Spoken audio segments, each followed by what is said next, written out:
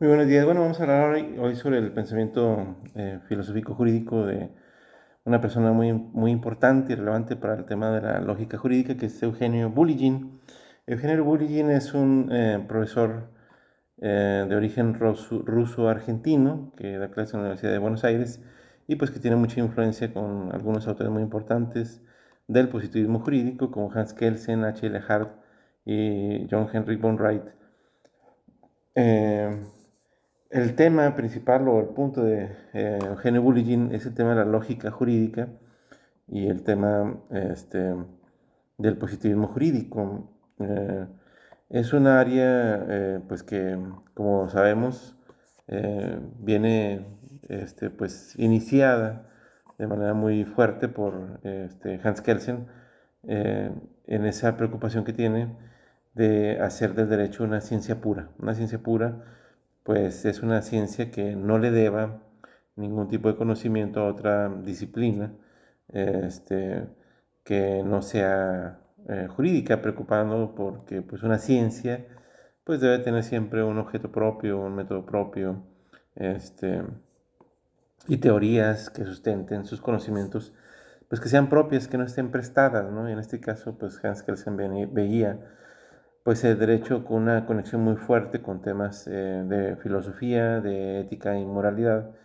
sobre todo con el tema de la justicia, ¿no? Que está muy pegado de ese lado y obviamente pues también eh, pues le prestaban conocimientos al derecho desde el jus naturalismo, pues con la política, con la sociología, este, con la psicología y pues con una buena parte de ciencias sociales este, que le generaban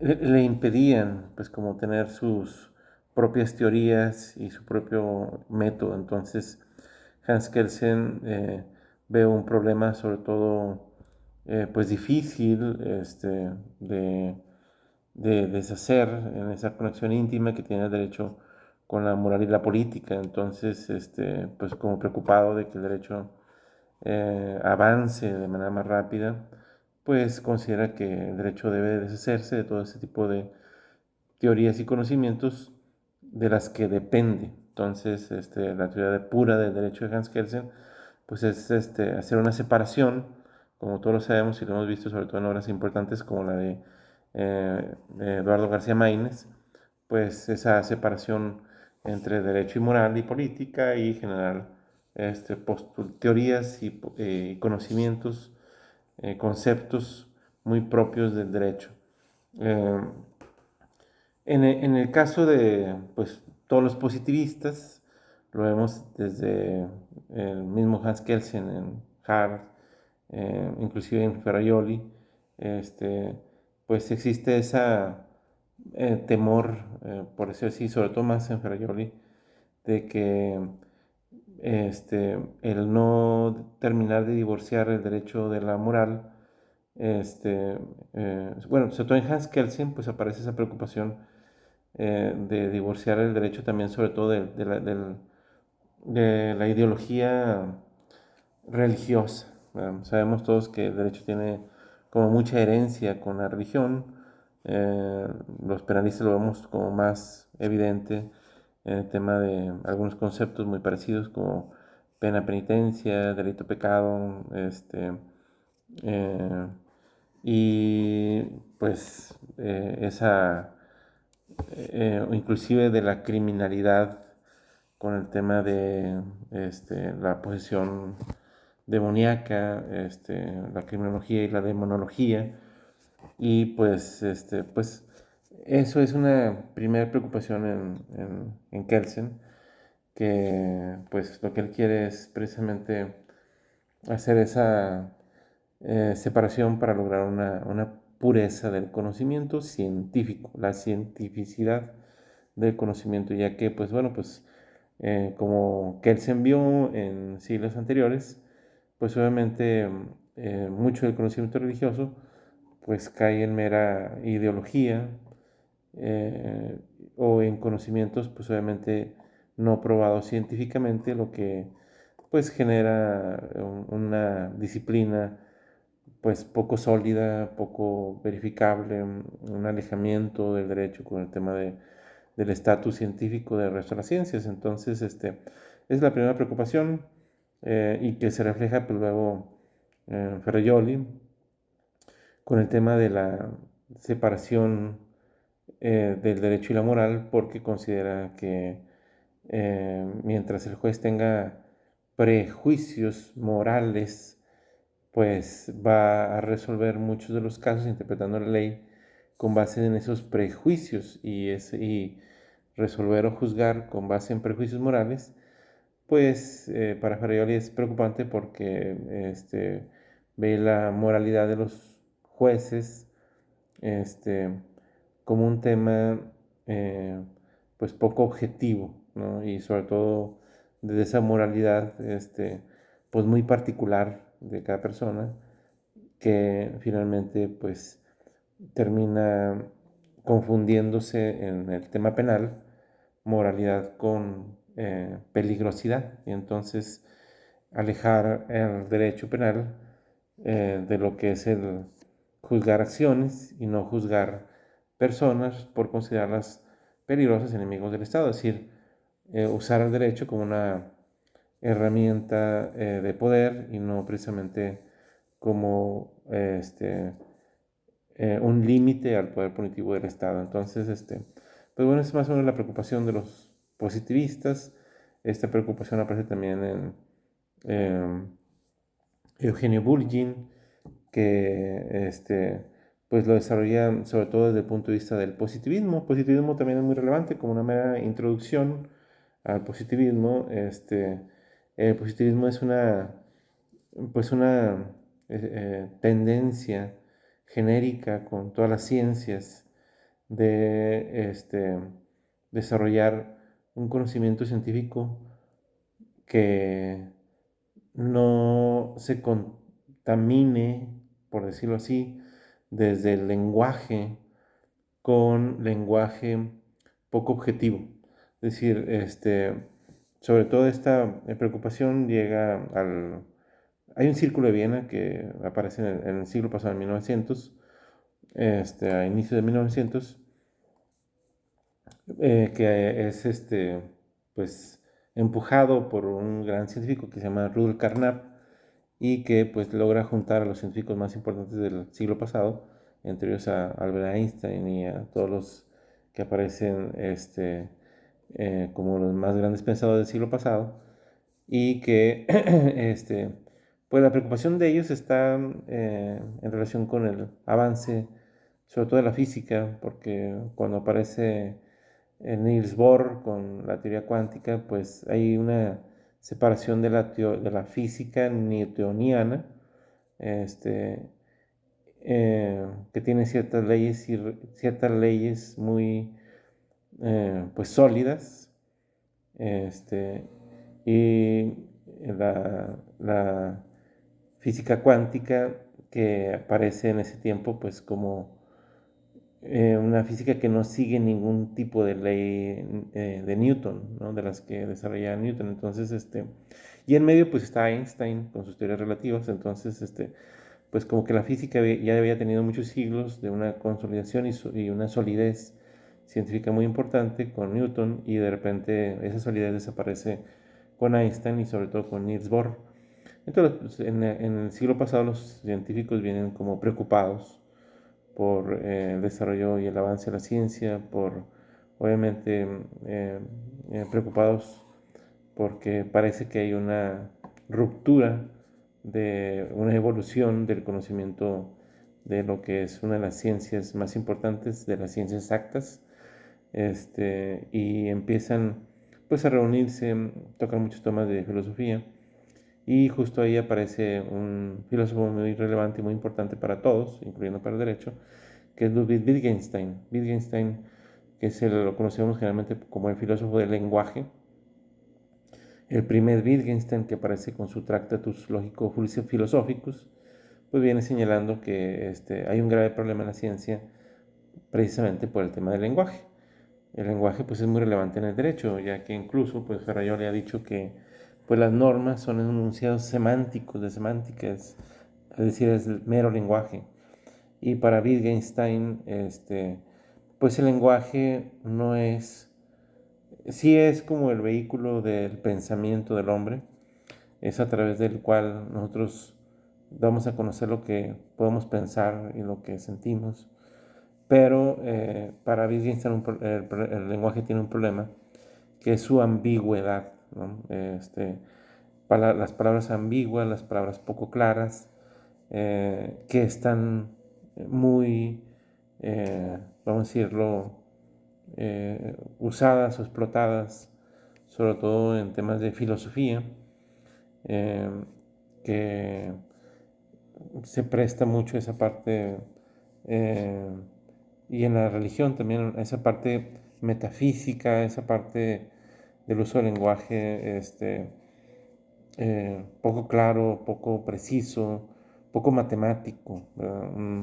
Un ejemplo en lo que respecta y en lo que nos atañe a la filosofía del derecho, pues es la justicia, ¿no? La justicia, llevamos siglos escribiendo tomos y tomos, miles tal vez de libros, millones de páginas sobre qué es la justicia, cómo ser justo, desde los reyes hasta los actuales eh, jueces, ¿no? Hasta hoy en día, ¿no? El tema de la reforma al Poder Judicial, pues también nos lleva a cómo resolver de manera justa y si influyó o no influyó en un demérito de la Administración de Justicia la reforma al Poder Judicial. Entonces, pues se sigue escribiendo, y para Wittgenstein, pues esto es más evidente en la filosofía. Sobre todo, pues, la última filosofía que se va desarrollando, este, con Hegel, pues que está llena de ese lenguaje alemán muy espiritualista, los desarrollos del espíritu del pueblo alemán que desarrolla Hegel, en la fenomenología, y en la parte de la interpretación hermenéutica, bueno, en la hermenéutica filosófica. Entonces, pues podemos llevar ahí siglos hablando sobre ético-moral desde Platón, Aristóteles, Sócrates hasta la fecha y nunca terminar de avanzar claramente.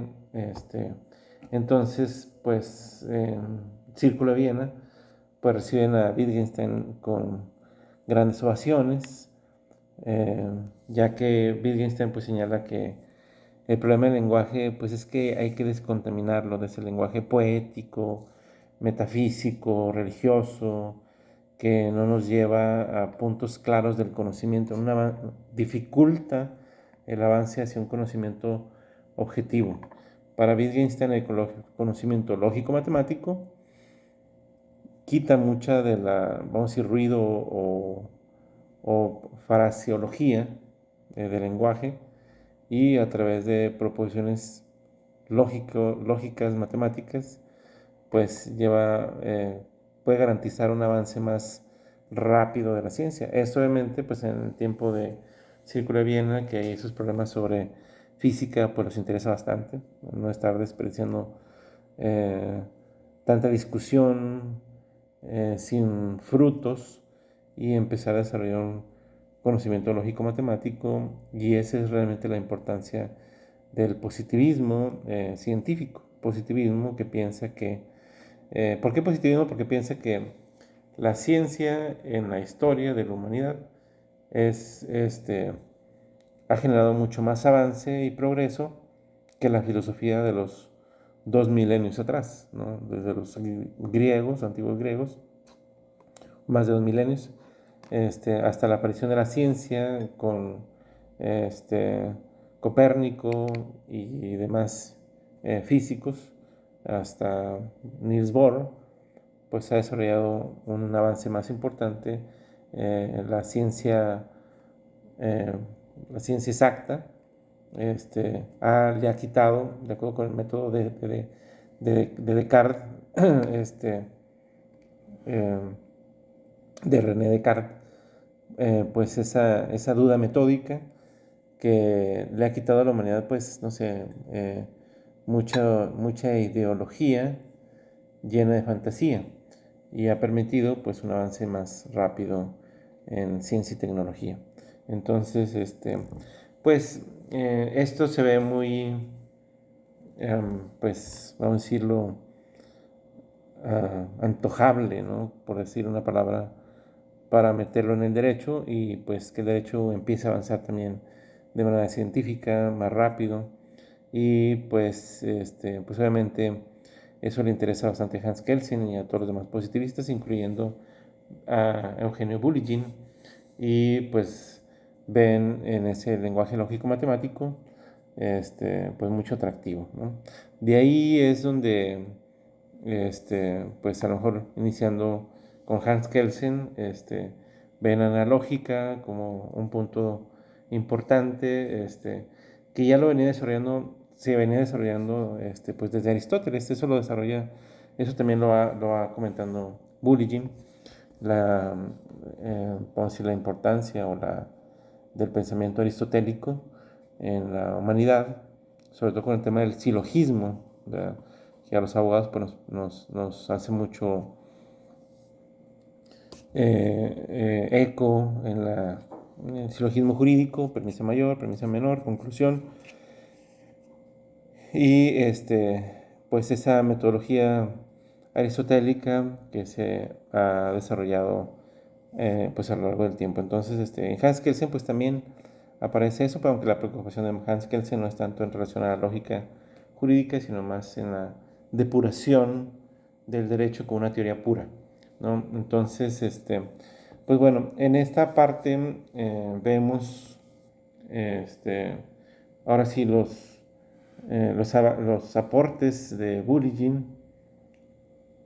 en el derecho, sobre todo pues como un sistema eh, normativo.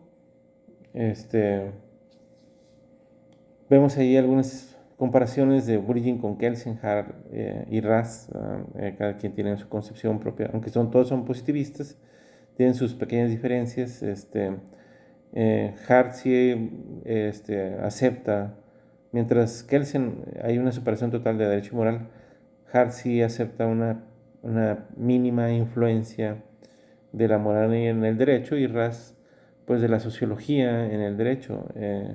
Y Eugenio Bourdieu es un poquito más kelseniano, esa separación de derecho y moral, pero incluye más la lógica con el derecho como camino directo al avance científico.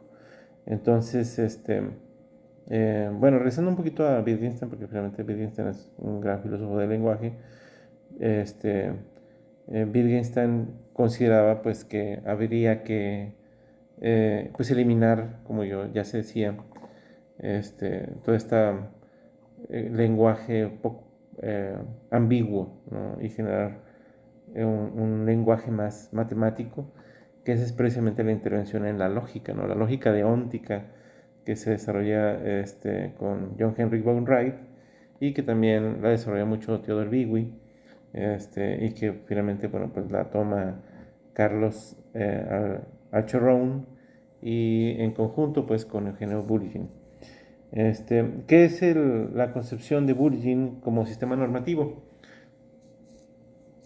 Bueno, Bourdieu considera, al igual que Ferrajoli, un primer problema para que el derecho pueda funcionar a través de la lógica.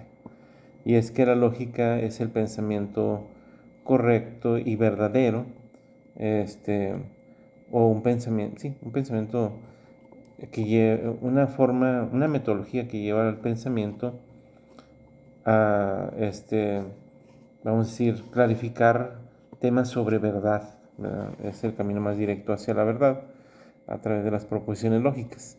Entonces, ahí viene un primer problema con el derecho, porque de acuerdo con Ferrajoli y Bourdieu, pues las normas jurídicas no están en el mundo del ser, que es donde se desarrollan los postulados verdaderos.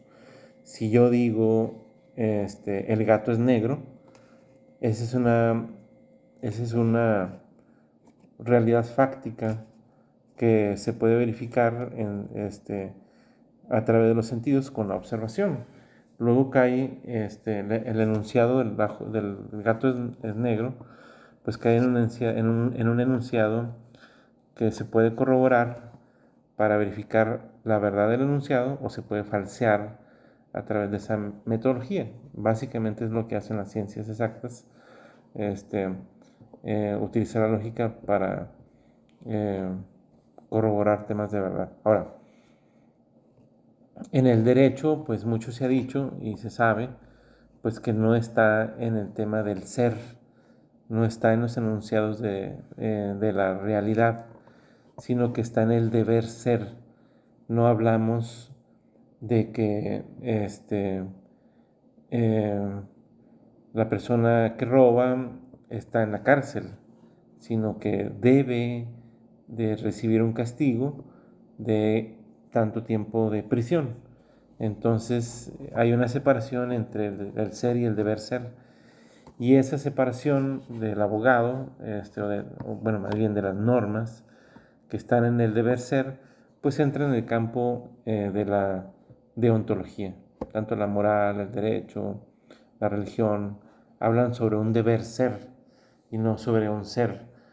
Eh, si bien se refieren a la humanidad, a la sociedad y al comportamiento del hombre, pues no es en relación a lo que hace, o no, sino más bien a lo cómo se debe de comportar. Eso, como ya lo he yo señalado en muchas ocasiones, eh, genera ciertos conflictos, sobre todo con quien no está como muy identificado con el derecho. Ahí está un psiquiatra muy famoso, este, que ahorita se me acaba de olvidar el nombre, pero a ver, déjenme ver si lo recuerdo. Ya me acordé, se llama Jorge Bucay, el autor de Hojas de Ruta y de algunos libros sobre autosuperación. Y Jorge Bucay decía que pues no entendía a los abogados porque siempre estaban en el mundo del deber ser. Y entonces él decía, pues, ¿qué es eso del deber ser, no? O sea, el deber ser es lo que no es. Entonces decía, pues los psicólogos o psiquiatras estudiamos pues las enfermedades del hombre, ¿no? Del alma o psicológicas, emocionales, de la persona. Esas emociones pues existen, es un problema real. Y el abogado pues al estudiar el deber ser, pues estudia lo que no es. Entonces, pues bueno, la concepción de él me parece muy curiosa. Obviamente entiendo que tenga esa equívoca concepción, porque pues obviamente no es abogado, pero pues una parte de las ciencias sociales que, si bien es cierto, pues las normas están en ese deber ser para poder moldear la conducta del hombre, que sí existe. Entonces, bueno, desde ese punto, eh, Eugenio Bulligin, como Carlos Alchorrón, Ferraioli y pues desde Kelsen, pues ven ese grave problema entre el ser y el deber ser. Por eso, eh, eso genera un gran problema, porque al no estar en el mismo plano del ser, pues no se puede aplicar la misma metodología. Y ahí quien resuelve más o menos el problema, pues es precisamente este autor del segundo tratado del gobierno civil, eh, que es John Locke. Él es el que dice que pues los que confunden el ser con el deber ser, eh, pues cometen un error de pensamiento, un error lógico de pensamiento, que es una falacia, le llaman una falacia naturalista, una falacia normativista también en esa confusión de dos direcciones. Y pues si la realidad se puede verificar, el deber a través de los sentidos, el deber ser, al ser una cuestión como espiritual, pues no se puede verificar a través de los sentidos. Entonces no se les puede aplicar el mismo criterio de veritas o de veracidad. Eso quiere decir que las normas jurídicas eh, este, no postulan algo verdadero. Las normas jurídicas no son los enunciados semánticos que ellas postulan, no son ni verdaderos ni falsos, solamente son válidos. Se hace una separación entre verdad y validez, ¿no?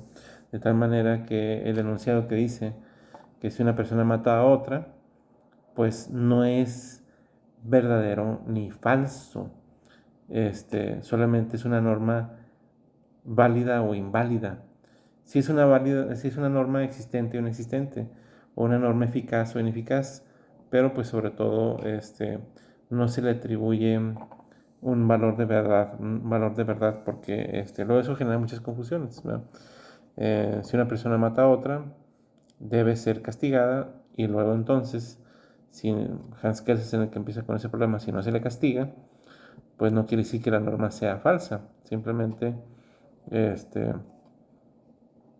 pues no se le castiga por muchos otros motivos, ya sea porque pues el proceso caminó mal, porque las partes eh, mintieron al juez, o porque todavía está en proceso, o porque todavía está en fase de ejecución, no sé, por alguna situación, eh, pero no es un tema de verdad o falsedad. De hecho, pues el hecho de que muchas personas roben y no estén en la cárcel no convierte el enunciado jurídico en falso. Es un tema del deber ser, de que así se debe de castigar, y que pues hay muchas circunstancias por las cuales pues se genera impunidad, cifra negra, pero eso no convierte la norma en falsa, sino pues en más bien en no eh, genera impunidad por un tema, este, por otros motivos, por otras situaciones, pero no precisamente porque la norma sea verdadera o falsa, ¿no? Estamos hablando, obviamente, pues del mundo del deber ser, un estado al que queremos llegar, y que pues es complejo, ¿no? El tema para llegar a ese lugar.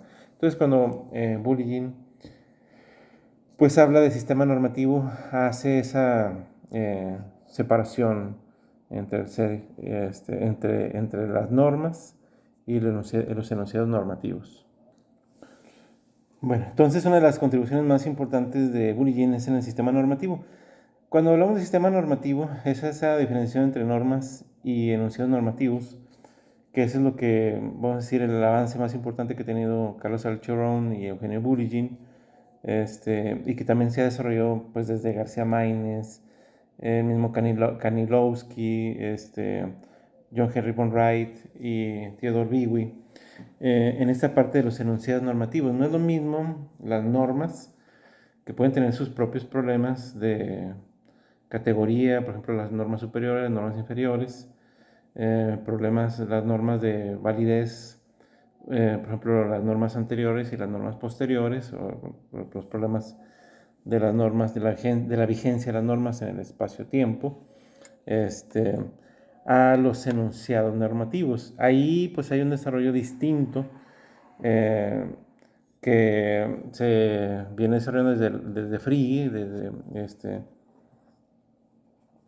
que también es un lógico matemático, y que es el autor de los enunciados, ¿no? El gato está sobre la alfombra. Es verdad, sí, solo si el gato realmente está sobre la alfombra. Entonces hay que verificar el enunciado semántico, la verdad del enunciado semántico. Este, eh, entonces, esa parte, el enunciado normativo, consideran que es una parte de la lógica donde sí se puede trabajar con temas de verdad. Y eso es cierto, o sea, sí es cierto, desde el punto de vista de las normas, le asiste la razón a Kelsen y Ferrajoli, que no entran en el mundo de la verdad, son nada más válidas o inválidas, son vigentes o no vigentes, han sido derogadas, o son normas nuevas, son normas superiores o normas inferiores, pero en el tema de los enunciados normativos, lo que dice la norma, si bien es cierto, pertenece al deber ser, pues también hace una descripción de una conducta que luego también en el plano de los hechos se conecta y se puede verificar. Entonces, esa es la parte de la lógica deóntica, que es una diferenciación con la lógica matemática, la lógica formal, la lógica silogística y la lógica de las normas o lógica del deber ser, que se conecta más, obviamente, con el derecho, también con la moral y con la religión. Y entonces, ¿cuál es el desarrollo de la lógica deóntica que estos autores han desarrollado? Pues los los operadores deónticos le llaman ellos, ¿no? O sea, trabajar con símbolos, y ustedes, bueno, Ferrajoli ha trabajado mucho esa parte en esta gran obra que tiene el del Principia Iuris, en el volumen 3, que es la sintaxis. Bueno, realmente en toda la obra de Ferrajoli él hace un gran desarrollo de sintaxis del derecho. Lo vemos desde los 10 axiomas que tiene en Principia Iuris, y también pues una forma como él trabaja de manera lógica con enunciados en todo Principia Iuris, pero sobre todo en el volumen 3, que es la sintaxis del derecho, que son puras fórmulas. Así pues desde Godlo Frigi hasta pues todos los lógicos pues han desarrollado una lógica que se maneja a través de símbolos, ¿no? Eso lo vemos mucho en los libros de derecho. Si es A, entonces debe ser B. O sea, si una persona se comporta de tal manera, entonces debe de ese comportamiento se le debe atribuir una consecuencia o un resultado, una sanción, un castigo.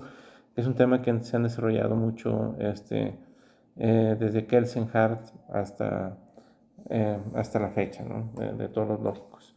Este, eh, y que Kelsen lo identifica como lo que separa al derecho de todas las órdenes normativo es el tema de la sanción o castigo, ¿verdad? O sea, mientras que teniendo un castigo físico, ¿no? La moral es un tema vamos a decirlo, principios que cada quien adopta de manera particular. Ahí habla de una lógica particular, ya después eso se desarrolla o se complejiza más con Roland Alexis, de una lógica objetiva, universal, o una lógica más, eh, pues sí, una moral mínima, que sí se puede exigir desde la universidad a todos, pero en Kelsen aparece como una moral particular, una religión, pues un tema metafísico, donde es una sanción espiritual, pero el derecho es el que tiene una sanción social, jurídicamente organizada, una sanción física a través del castigo. Y obviamente pues entran en problemas con el orden legítimo y el orden ilegítimo, ¿no? Es decir, el problema de las acciones ilegales. Si un asaltante me pone una pistola en la cabeza y me ordena que le entregue 10,000 pesos, si no me va a matar, entonces es una orden coactiva que implica una consecuencia, es un deber ser, yo debo pagarle a él 10,000 pesos, si no, entonces voy a tener una consecuencia. Y el problema desde Kelsen hasta Hart, pues viene desarrollado en eso, cómo se diferencia el derecho del orden ilegítimo. Y bueno, pues finalmente en Hart pues se desarrolla a través de digo, en Kelsen se va hasta la Grundnorm, hasta la norma fundamental, pero en Kelsen ya después el problema se desplaza y no se resuelve correctamente, porque si todas las normas jurídicas son puestas por otra norma, o sea, las normas secundarias son puestas por la Constitución, pues ¿quién pone la Constitución? Porque la Constitución es la norma fundamental. Entonces, Kelsen se mete en muchos problemas para tratar de justificar la norma fundamental, que a consideración de muchos pues nunca lo logra resolver de manera satisfactoria, ¿verdad? Porque él quiere hacer una teoría pura del derecho, donde solamente el derecho eh, genera o crea derecho. Entonces, ¿quién crea la Constitución? Pues ahí es un tema histórico, social, político que Kelsen no quiere aceptar. Y pues hace un desarrollo teórico muy elaborado, muy complejo y poco satisfactorio, ¿no?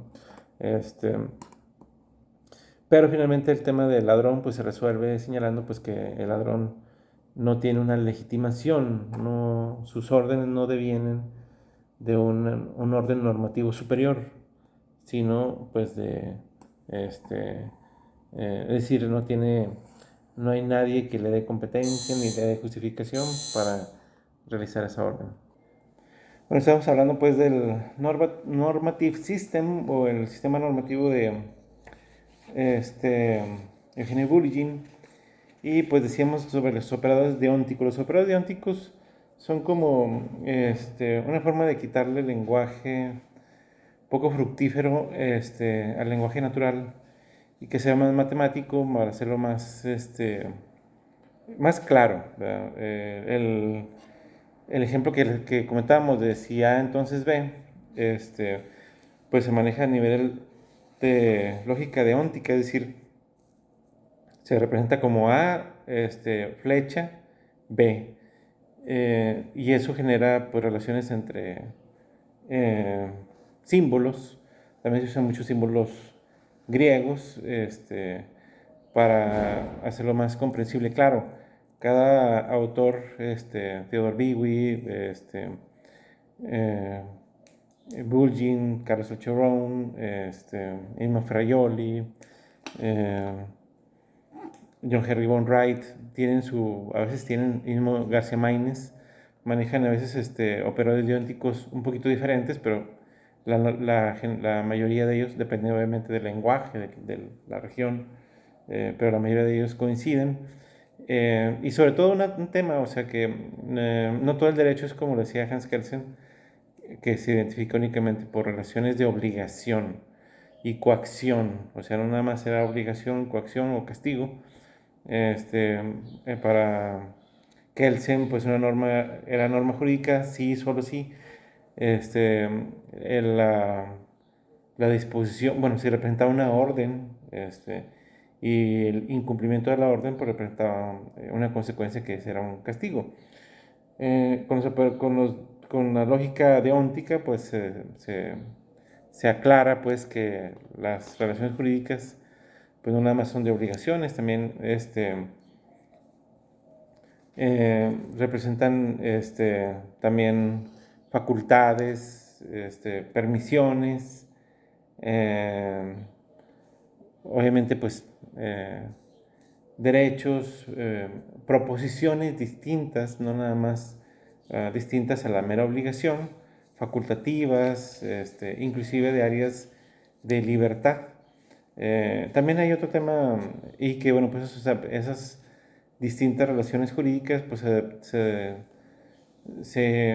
ilustran con distintos operadores deónticos, como por ejemplo la O, para asignar obligación, PH, para asignar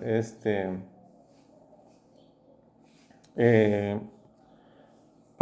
prohibiciones, eh,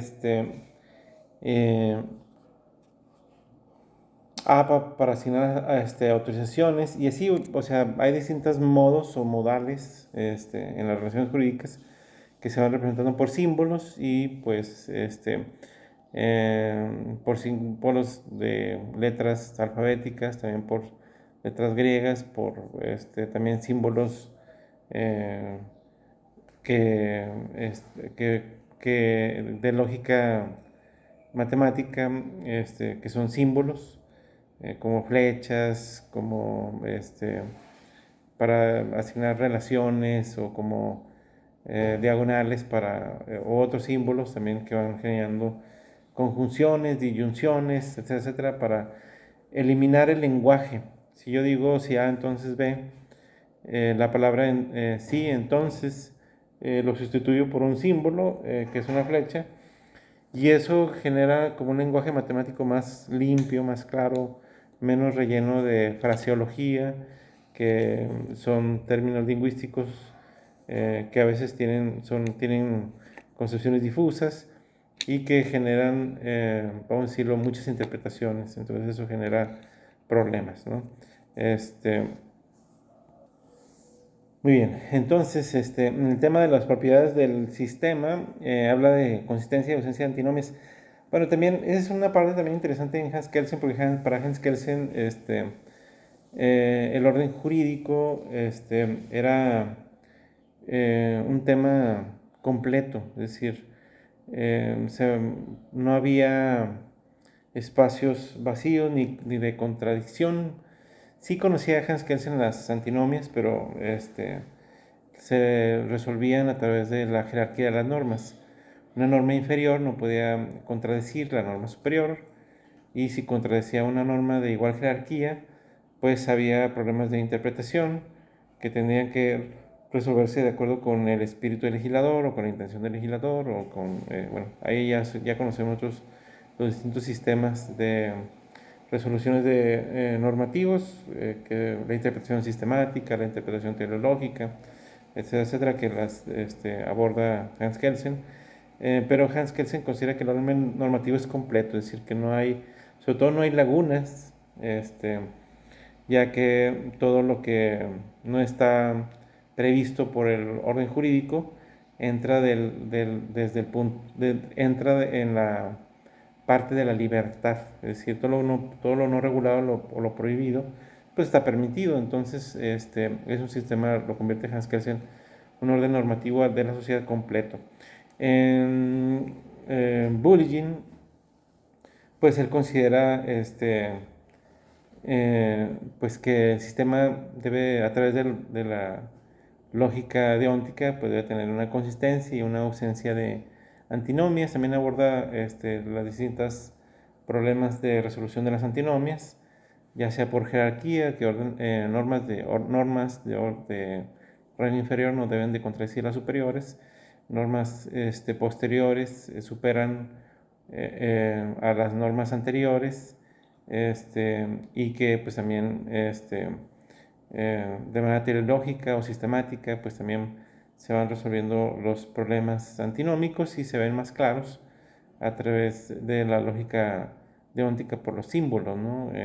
O los operadores deónticos que habíamos comentado hace unos momentos. Y el problema de las lagunas, a diferencia de Hans Kelsen, Bulgin sí considera que sí hay lagunas, sí entiende razonablemente, o sea, mete mucho el tema de la razón para completar el derecho. No todo está regulado por el orden jurídico, y a veces quien termina completando la norma pues es el juez a través del razonamiento deductivo. Ahí aparece la importancia del silogismo, la premisa mayor, premisa menor, y obviamente las relaciones del silogismo, del celarent y otras fórmulas. Pero sí también entiende que pues hay lugares vacíos en donde el tema de la libertad no siempre completa la norma jurídica, es un poquito más realista que Kelsen, y que pues a veces entra en temas de injusticia o impunidad, pero pues la idea es que a través de los principios y a través de eh, principios no morales, o sea, principios jurídicos, pues y a través de la razonabilidad lógica del juez, se pueden ir rellenando esos problemas. El tema de las antinomias también es relevante en Bulligin, en el sentido de que hay antinomias que no se resuelven tan sencillamente a través de la interpretación del derecho, y que otros autores, que ahí es donde entra en conflicto, por ejemplo con Robert Alexy, pues lo han desarrollado a través de la ponderación jurídica y a través de la argumentación jurídica. Sistemas con los que obviamente Bulgin, el mismo Ferraioli, Joseph Raz, Hart, pues no están de acuerdo. ¿Por qué? Porque Rohr Alexy y todos los neoconstitucionalistas hablan que pues, el derecho debe tender a la justicia es un valor ético-moral, y que las antinomias que son de la misma jerarquía, que no se resuelven a través de norma posterior, deroga norma anterior u otras similares, o de manera teleológica, aunque no queda muy claro, para no generar un decisionismo arbitrario del juez. Pues lo que desarrolla Rohr Alexy es la ponderación de derecho racional, pero son temas donde considera Rohr Alexy que sí entra postulados ético-morales. Es decir, y creo que es una crítica importante del positivismo, ¿no? Porque el positivismo siempre se olvida un poco del tema valorético, de la moral, y ahí es donde la moral es un tema de corrección para los problemas antinómicos del derecho, desde la norma creada por el legislador.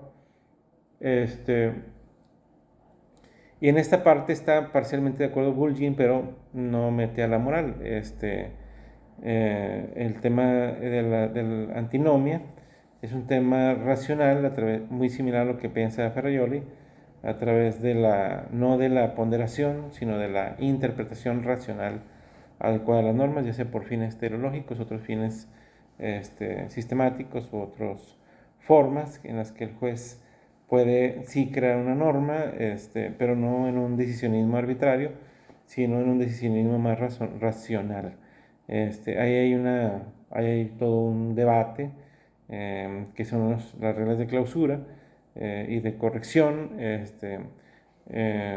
que es un punto de vista contradictorios entre los positivistas y los neoconstitucionalistas o justnaturalistas, ya que de acuerdo con Ferraioli, bueno, pues siempre justnaturalista o neoconstitucionalista, usando la moral, pues generará un prejuicio moral que se puede convertir en un problema de decisionismo autoritarista, y que es mejor usar la lógica jurídica. Coincido mucho con Carlos Falcherón y Eugenio Virgin, generando un esquema pues, más claro de conocimiento científico en vez de usar decisiones morales.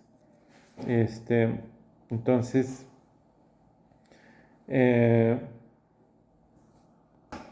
luego viene el tema de la validez, existencia y aplicabilidad, que son conceptos fundamentales. Bueno, ya hemos hablado un poquito de la diferencia entre verdad y validez de la norma. La norma no expresa relaciones de verdadero o falso, solamente expresa normas que son válidas en un espacio-tiempo determinado, y que se habla en lógica deontica de un tema de verdad semántica, de acuerdo con Alfred Tarski, Frigi, pero sobre todo de Tarski, usando los enunciados como postulados verdaderos, ¿verdad? Y pues hablan de la ambigüedad de los enunciados jurídicos internos, y es un problema que Ferraioli ha tratado desde la epistemología,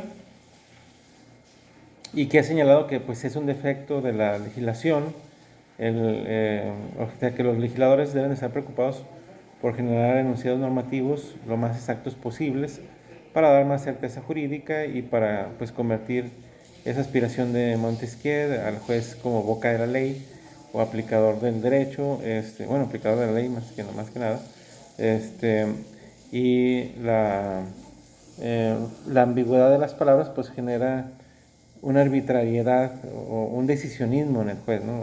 Se lo desarrolla Ferraioli en derecho de razón, el cognitivismo versus decisionismo, en donde pues la frase famosa de Ferraioli, a mayor saber, menor poder, a mayor poder, menor saber, se refiere justamente a ese tema, ¿no?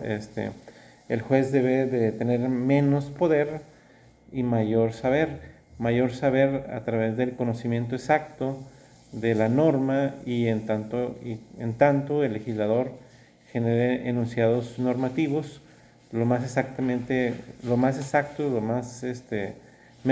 con menor ambigüedad, mayor taxatividad, para referirse a situaciones concretas y dejar a un lado el lenguaje ambiguo, que son problemas de falta de taxatividad. Y entendiendo por taxatividad, pues la definición lo más exacta o fiel posible a los enunciados normativos. Un ejemplo que siempre pongo en clases, pues es por ejemplo, el delito de violación, ¿no? Es un delito que pudiera tener sus interpretaciones y todo, problemas semánticos, pero finalmente sí es un delito más o menos claro, ¿no? Al definir como cópula, pues la introducción del pene en 3 orificios, boca, ano, vagina, y eso genera una certeza jurídica, es decir, el juez castiga por la conducta descrita de manera exacta en la ley, de tal manera que pues, el legislador excluye conductas que pudieran caer en la impunidad o que pudieran ser reprobables moralmente, o etcétera, etcétera. Pero si no es el pene, si es por ejemplo, vagina en vez de pene-vagina, pues entonces pues no estaremos hablando de violación, como no introducción de un miembro o pene. Claro, hay otros delitos de violación equiparada, no nos vamos a referir por lo pronto a ellos, y la introducción del pene en esos 3 orificios pues también genera una exactitud de la conducta, ya que si la persona mete pene en otro orificio que no sean esos 3, pues no existe delito, y se garantiza pues el principio de legalidad en sentido fuerte, y no en legalidad lata, ¿no? Eso genera certeza jurídica y genera un ámbito de libertad de las personas, de saber exactamente qué es lo que está prohibido, en vez de generar ambigüedades, ¿no? O sea, falta de connotación y denotación, que son atributos de la norma. Caso contrario, por ejemplo, el delito de abuso sexual, que es realizar actos eróticos, y el legislador en Coahuila pues no define qué es un acto erótico, entonces se puede entender muchas cosas y no se defiende el imputado de lo que dice la ley como prohibido, sino se defiende en todo caso de la interpretación que le puede dar el Ministerio Público o de la interpretación que finalmente le puede dar el juez a la palabra actos eróticos, que es una palabra pues ambigua, ¿no? Entonces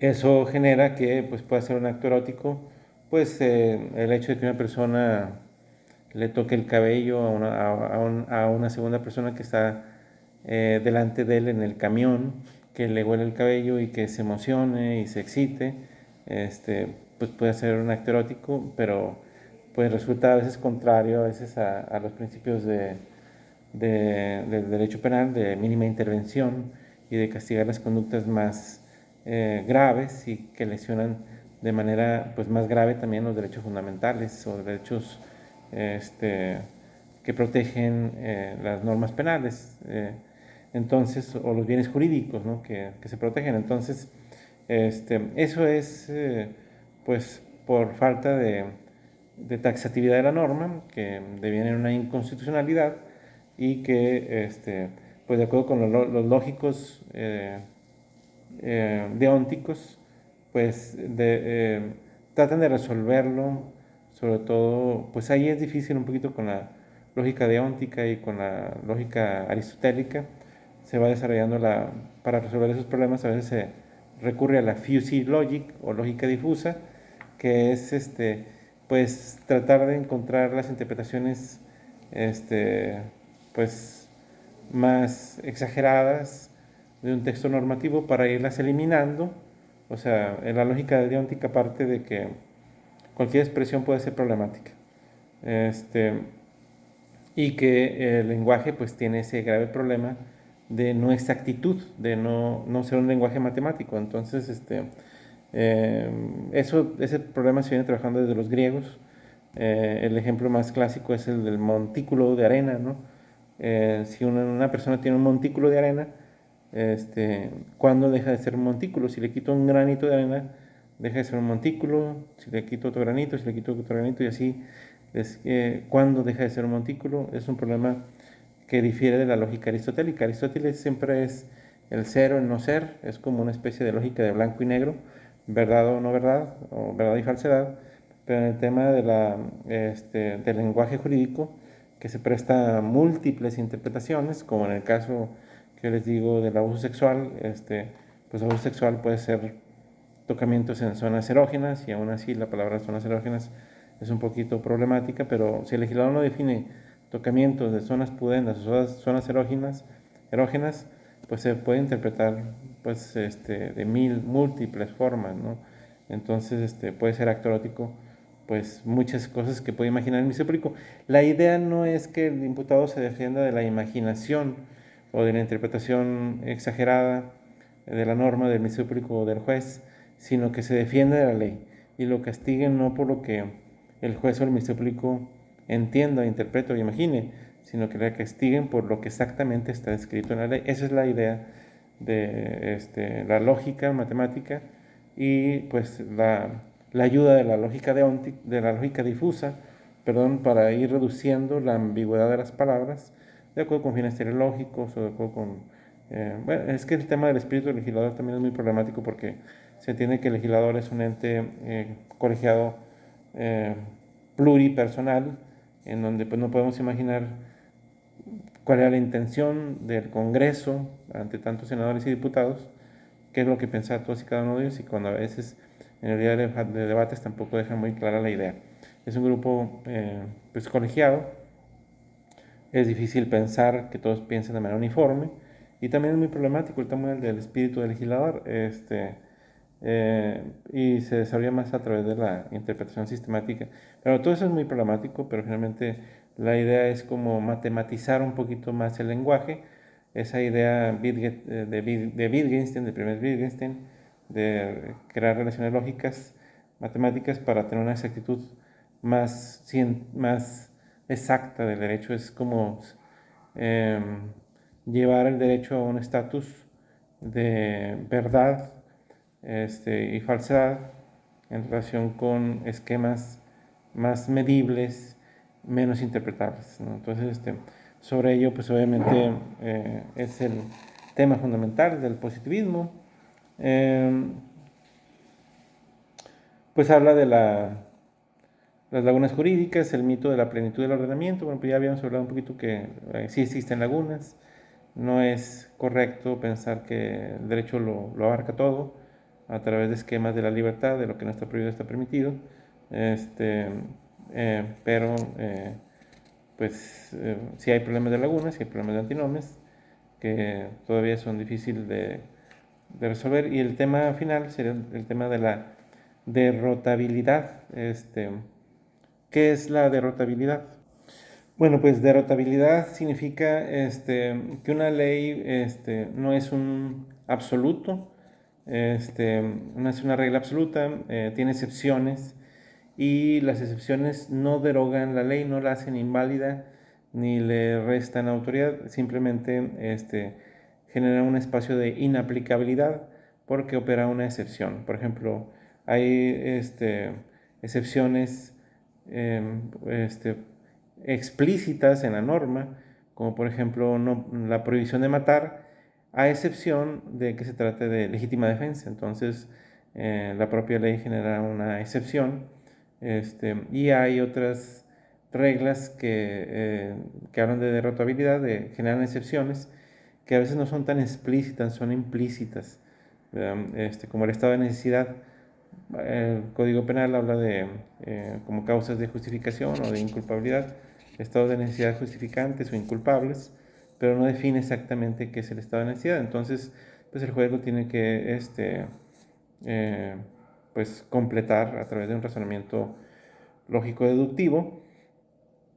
Por ejemplo, el salvar un bien mayor, eh, este, y perjudicando un bien menor, por ejemplo, el bombero que rompe o daña la puerta para meterse a la casa y salvar personas, pues es un estado de necesidad, al igual que pues la persona que se roba una pieza de pan para dárselo a sus hijos que se están muriendo de hambre, pues es un estado de necesidad. Entonces, bueno, pues ahí generalmente el derecho penal a través de Jacobs y Roxanne, sobre todo, pues sí usan mucho ponderación, pero ponderación es meter valoración moral, ético-moral. En cambio, pues Bullying lo que trata de hacer es sustituir ese pensamiento, ese naturalismo moral, por una actividad racional, a través de la derrotabilidad, por un criterio eh, pues, deductivo, ¿no? O sea, hablando obviamente de los principios de las normas, de los valores normativos, de los bienes jurídicos importantes, pues obviamente el bien mayor puede justificar pues que se lesione un bien menor en la medida estrictamente posible y generan esas excepciones a la regla, ¿no? O sea, cuando no hay reglas escritas, por ejemplo, en el reglamento universitario, pues a lo mejor está la regla de no salir prohibido salir de clase hasta que se acabe pues el horario clase, ¿no? Entonces, los alumnos no pueden abandonar la clase o no se pueden salir de la escuela hasta que termine el horario de la escuela. Pero ¿qué pasa si se incendia la escuela y eso no viene en el reglamento? Pues no podemos, para no violar la norma,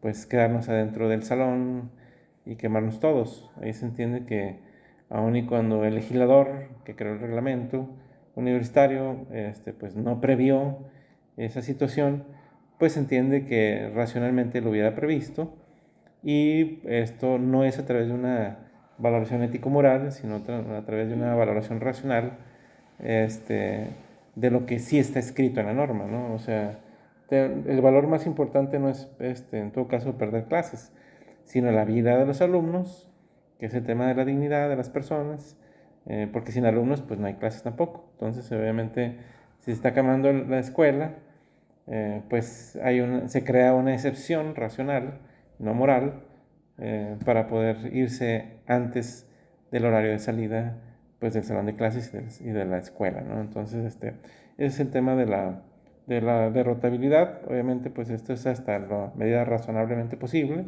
sí, y evitando, obviamente, temas ético-morales, porque estamos hablando de positivistas, situación contraria, pues, a las discusiones que ha tenido muy el mismo Bullying con Robert Alexi, que sí sigue una postura un poquito más naturalista o neoconstitucionalista. Y bueno, pues ya después habla de la no aplicación justificada o la exclusión de las reglas. También es un tema de controversias, de opiniones con los naturalistas o los neoconstitucionalistas que señalan que cuando el hecho es extremadamente injusto, pues no se debe aplicar. Ahí la palabra injusticia es un tema otra vez ético-moral. Y Bullying, de la no aplicación justificada, pues habla de la no aplicación o exclusión de la regla en un caso concreto, pero a través de ese mismo esquema de rotabilidad, cuando no se tiene que aplicar una regla, aunque no se haya previsto, pues cuando razonablemente no esté justificado, nada más, ¿no? O sea, aplicarle un castigo a una persona que ha cometido un daño tan pequeño que es irrelevante para la política criminal, por ejemplo, en derecho penal, por ejemplo, robarse, pues no sé, un, uno de los 4 chicles, Canels, que están en un pequeño paquetito, este, porque pues, la persona carece completamente de dinero y lo quiere, pues con un pequeño detalle, a lo mejor para un tema emotivo, no sé, algo que en lo que él tampoco se lo puede exigir más, dado su especial situación, o un pequeño daño. Jacobs hablaba precisamente de que a lo mejor algún profesor, en un caso extremo, pudiera sí aplicar un castigo físico a un alumno, y pues bueno, pues a veces no va en contra de la política criminal. Supongamos, en el caso del Colegio Cervantes, que el niño saca un arma de fuego, apunta a un alumno y pues el profesor le tira un manotazo y le causa una lesión al estudiante, o están jugando con un tema así más o menos de juegos peligrosos, pues lo hace no con el tema de sancionar o castigar o causar lesiones es un tema pues de salvar a otra persona, que es un tema obviamente de estado de necesidad, y aún y cuando esté prohibidísimo en el reglamento escolar, pues no va en contra de la política criminal. Entonces, no aplicar la regla, ¿no? Es no aplicar la regla a través de esas excepciones, que es lo que se va desarrollando eh, en el pensamiento filosófico de bullying. Bueno, considero que hasta aquí, pues, si bien es cierto, no abordo todo el pensamiento, pues es lo más relevante e importante de este Youth Filósofo. Vamos a dejar una pequeña tarea de un resumen de esta clase para los que así desean pasar este diplomado en Filosofía del Derecho. Muchas gracias.